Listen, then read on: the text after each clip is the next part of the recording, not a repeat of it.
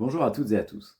Quand on parle d'énergie, il y a une confusion qui est assez fréquente, c'est celle entre kilowatt et kilowattheure. Pourtant, ces deux unités ne désignent pas le même concept.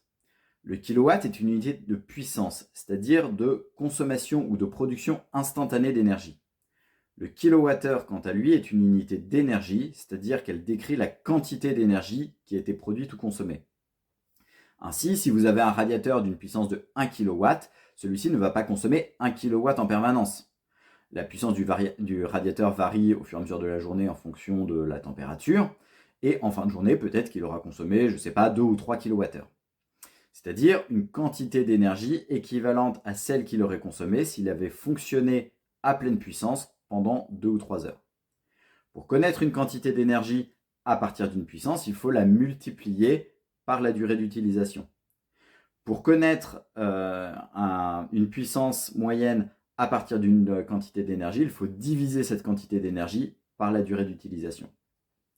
Il y a le même type de différence entre puissance et énergie qu'entre un débit et un volume d'eau.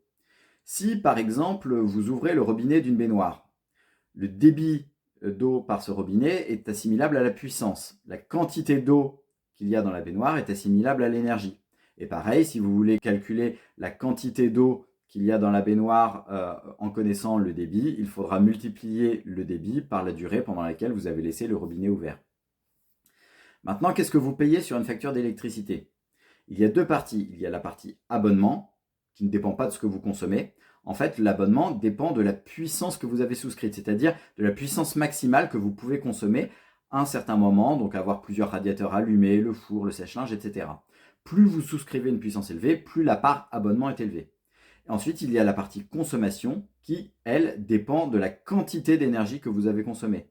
Chaque heure de radiateur allumé va coûter un peu plus cher sur la partie consommation, où vous payez par kilowattheure.